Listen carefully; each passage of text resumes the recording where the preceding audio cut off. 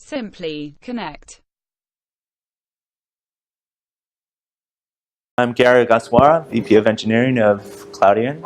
Thanks for the time.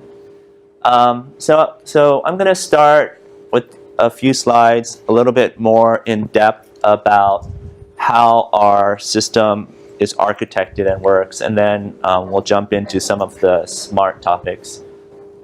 As Paul mentioned, we're a peer-to-peer system, so that gives us several key advantages. So one is that there's no single point of failure. We could disks fail, nodes fail, networks go down temporarily, come back up.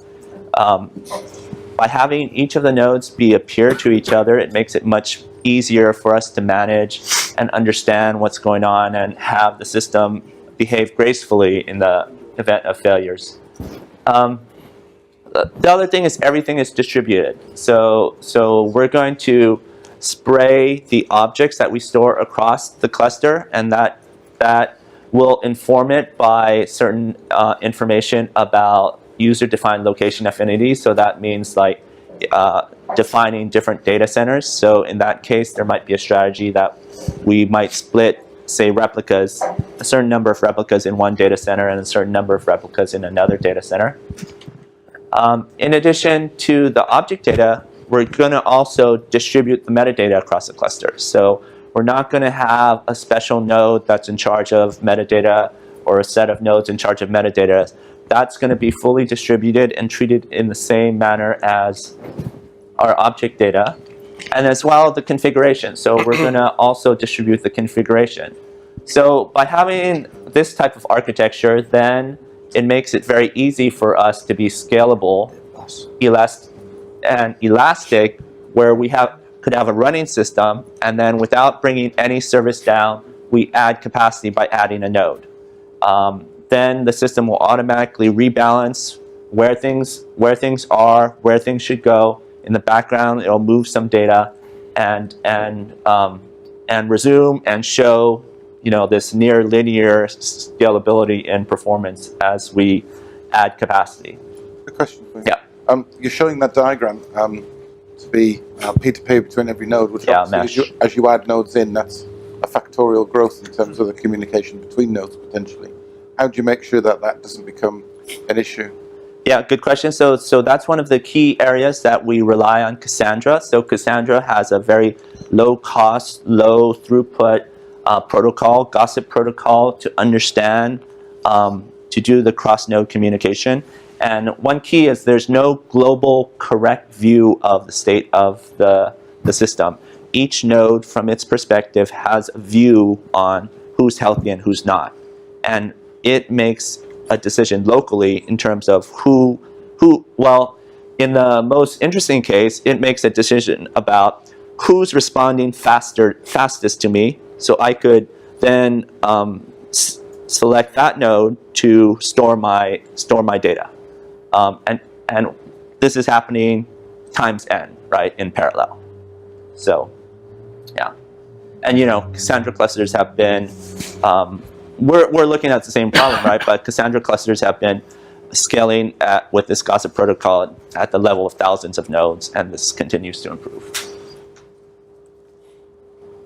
If we double-click on one of those nodes, I want to show and talk more about what's underneath and when I say all the services are on all the nodes, what exactly are these services? So let's focus on this right half of the diagram, and we build a set of servers here, and it's fairly straightforward. So one is going to process the S3 requests from applications out there.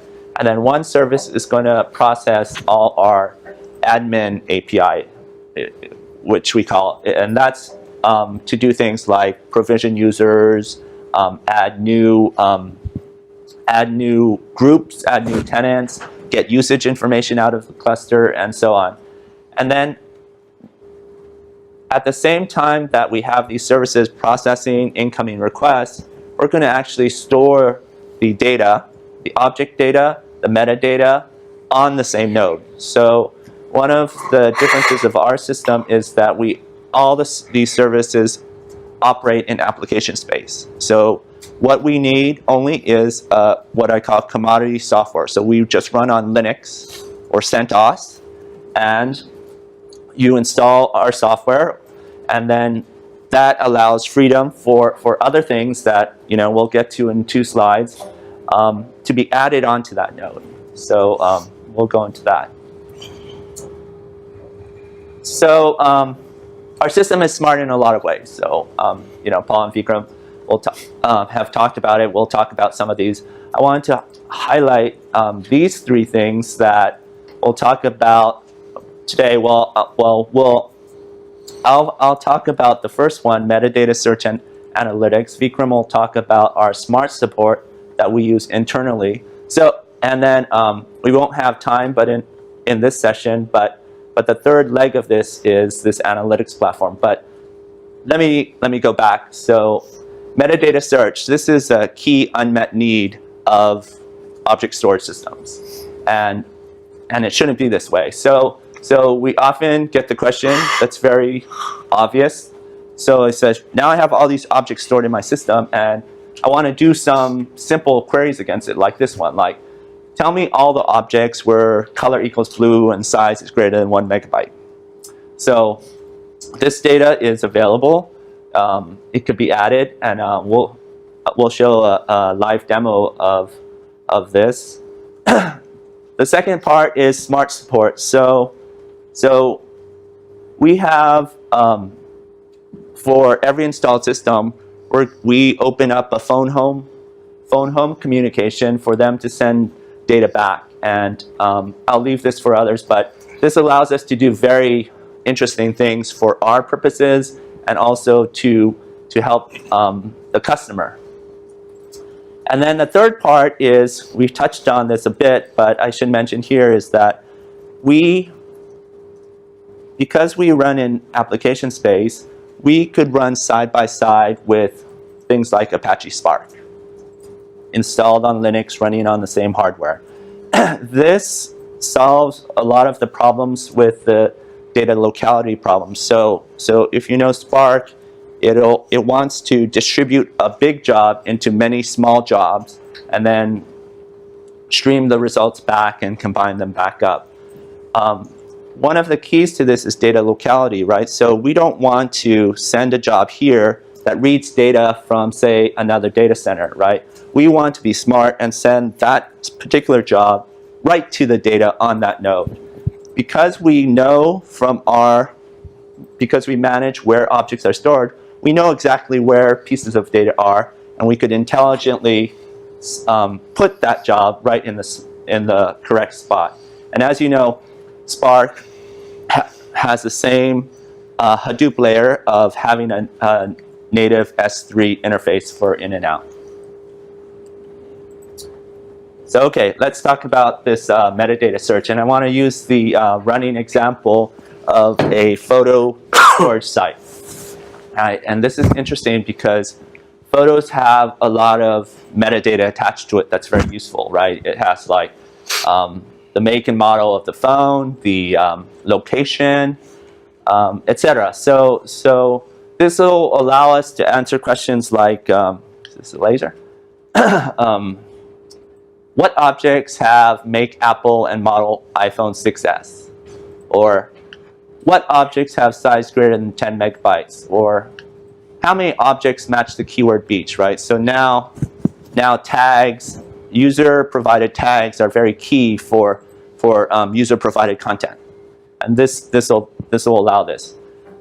Photos also have geolocation. So this allows us to do interesting things about geolocations. How many objects have geolocation in California? Or what's the average object size in my bucket? So these are the types of questions we could easily answer now.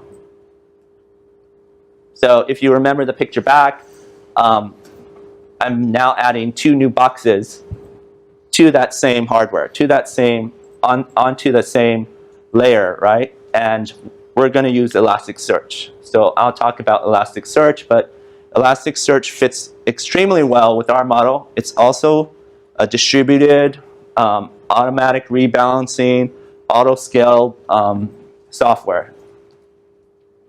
So the flow is, well, I'll just leave it here. So let's see, like when I put an object, so I want to upload a photo to my object storage system. So let's see what happens, right? So I'm the client here. I'm going to get a request for an object, and then because we're a peer-to-peer system, that request can be sent to any node of the system. In this example, it's sent here. Whoops, let's go back. Here, and then that node then becomes the coordinator for this transaction only. And then that coordinator will say, okay, now let me determine where I should store replicas of that information. And then we'll send out in parallel these requests to store the data. And then at each of these data nodes, that object will be written to disk and confirmed to write. And then after that, we'll also write the metadata out to the cluster. So this is things like the object size, the access control information, and so on, encryption information. And then after both those are written, then we respond back to the client. So we haven't talked about today, but one of the keys of our system is that you could configure the consistency level of the data, right? It could be strongly consistent, or it could be eventually consistent, and you could even extend that across multiple data centers in different ways. So after that's done, then we respond back to the client. And then now we add the new part that we're here to talk about today is the Elasticsearch component, right? So now I'm going to take some of that metadata, like the photos, cameras, make and model, and I want to store that into Elasticsearch as well. So on the same transaction, then I'm going to send it back and store it into my cluster into Elasticsearch. So that's the simple idea. A little bit about Elasticsearch. As you know, we use Cassandra. We love Cassandra, and then we sort of are able to draft off it, right? So we don't need to develop everything underneath. In the same way, we want to use Elasticsearch. It's a great search engine. It provides a REST API, and important for us, it's schemaless, right? So we can't predict what fields are going to be in an object's metadata, right? So we need it to be able to accept any arbitrary key value pair, and that's an important property of Elasticsearch. And as I discussed, it's distributed, right? We could have shards of data across the cluster, and we'll do automatic routing and rebalancing. And then this will go into the query types, but it has a very powerful query language, right? So it's divided into 3 types here. One is full text. This is like a web search where you would type in a keyword, and then you'd get back a ranked set of results. So we could do the same thing here. And this is what we do for the tags, the keywords that are associated with each object. You could do a filtered. So this is like used for faceted search, right? So first, only give me the objects that are greater than 10 megabytes, or only give me the objects color equals blue. And then the third type is aggregation. So sometimes you don't want to know information about a single object, but you want to know information about a collection of objects. So you might want to know, for objects stored in this bucket, what's the average size? Or what are the min and max across this keyword that's stored? And you could make these aggregation queries and then pipeline them together in different ways to get more complex analysis and results. So going back to our photo example, so what exactly am I talking about this metadata that we'll store? But this is exactly how a request to store metadata to Elasticsearch would look like.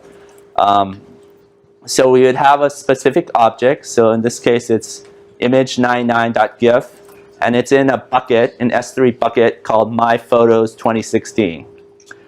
And then this LMT is the last modified time.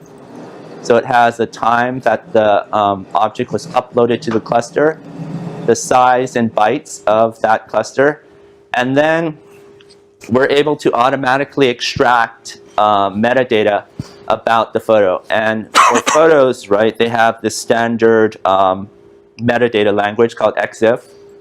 And here's some information, right? Make, model, compression.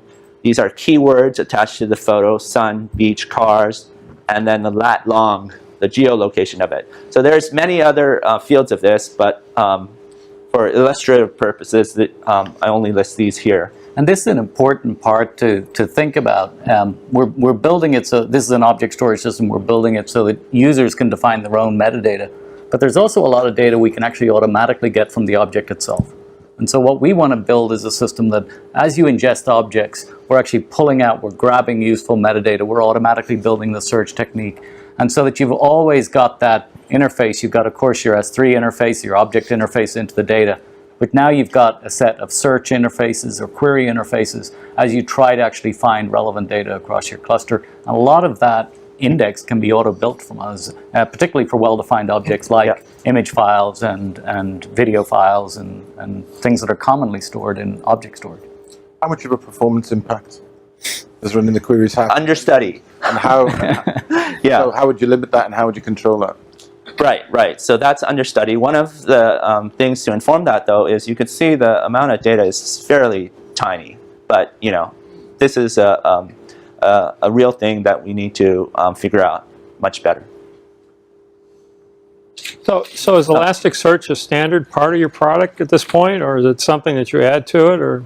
It's actually coming into the product. So we're actually the prototype we've already built. We're in the middle of engineering it now into the product. That's why we don't have the answers. We don't have it released yet.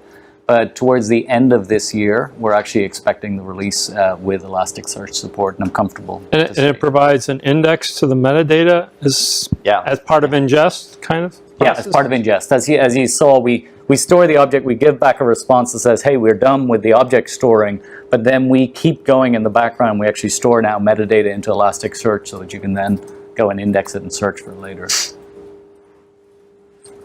So let me just sort of review how this would be done again. So first, we'd get an HTTP request, S3 request to put an object. So it would look something like this, right?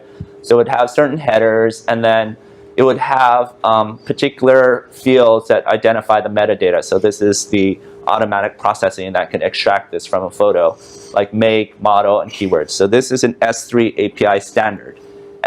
So if you send this to Amazon S3, it will understand this and ingest it. And then you have the photo object, attached to this put request.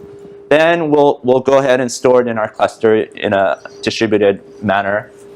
And then step 7, remember, is we'll then put this, our server will then put it to Elasticsearch. And then that is, again, an HTTP REST request that would look something like this. And it would have things like whatever was added, metadata was added here, it would provide it as user metadata here, in addition to some standard fields like the last modified time and the size. So once the data is in, then... Sorry, I have a question. So if I add additional metadata fields on the original object, so they are re-indexed in some way. So after the first put, I need to add a new field to all my objects. Yeah. So then it would, well, for each individual put, it would have to be done one by one, right now. So if you add an additional field here, say XAMZ meta special, and then with the value, then it would rewrite that value into Elasticsearch.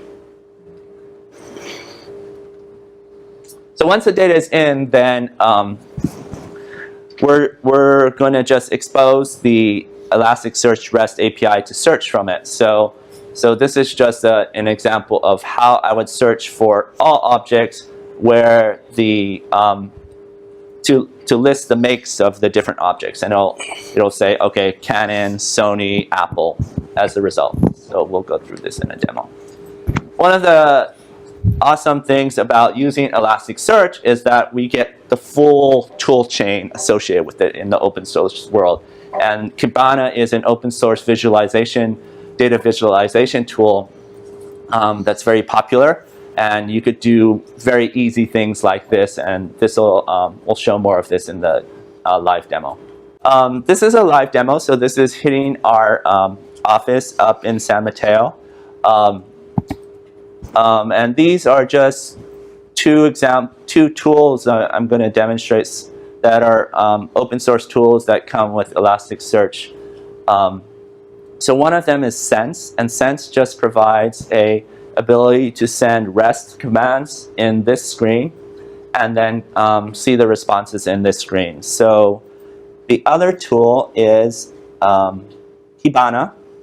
So Kibana is that data visualization tool, and what it's made for is to interact with your data, right? So it's easy to do different operations, and then you could then do analysis. So if you ask like a data analyst, what are they asked to do? They're asked to work on the data and provide interesting insights in a report. So this allows you to play back and forth, do different operations on your data to see different interesting things out of your data. So in this dashboard that I built in maybe about less than an hour, it has different built-in visualizations or widgets, right? So it has just a simple table, it has these pie charts, it has a tag cloud, it has this map where it says where were each of these photos taken. And what I want to show here is that right now it says there's 100 objects right here, and then I want to go down into the Sense and then just send some dynamic requests to populate more data, right? So I have a bunch of put statements here which will put this additional metadata into Elasticsearch. Let me go down here. Okay. Whoops. Oh, sorry, I missed.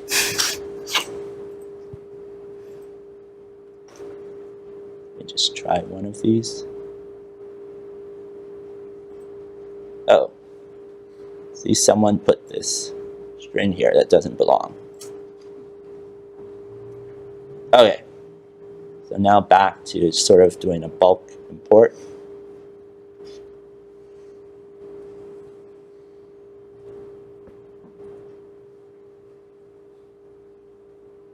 So I'm going to put these objects into the system, and this is just sending it to the server, and you can see each of these has like a make, model, keywords, and a location.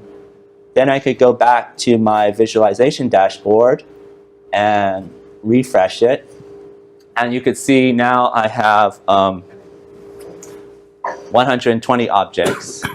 And then this is an example of something I talked about, the aggregation operation. So this is the average size of my objects is about 3 megabytes.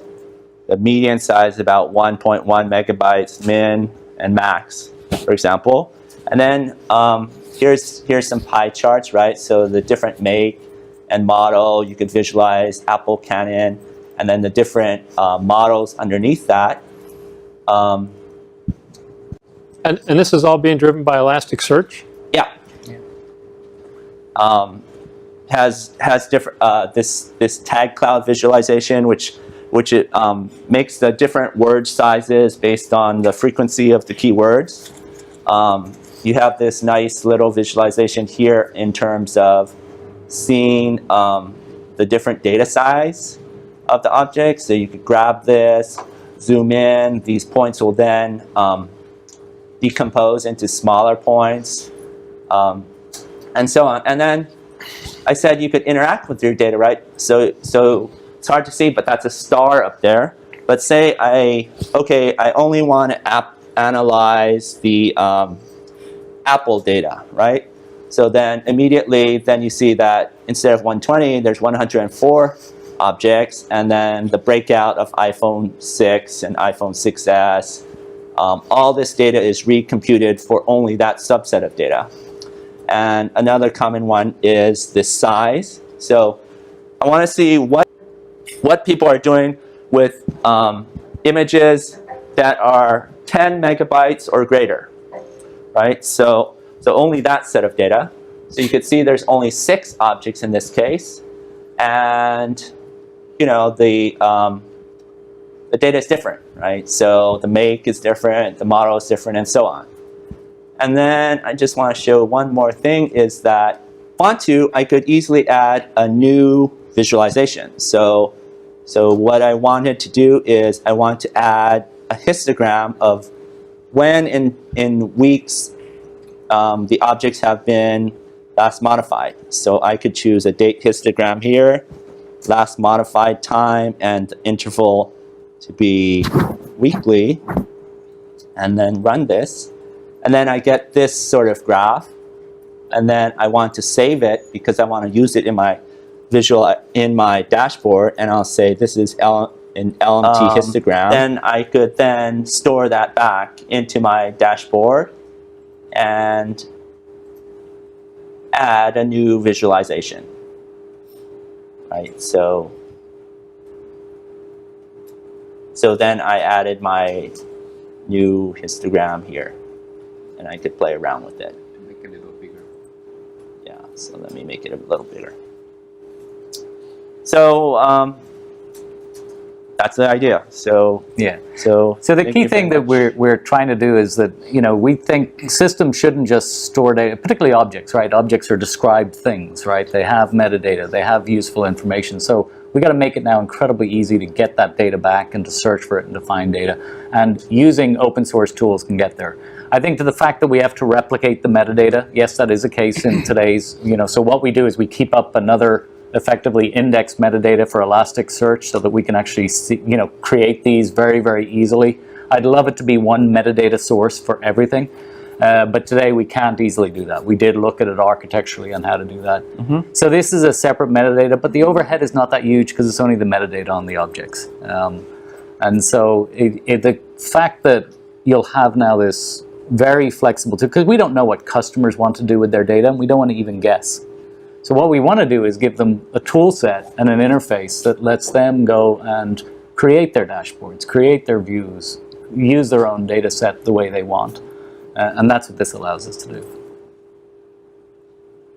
all right, and then I'll switch back to the original slides. Yeah. Thank you.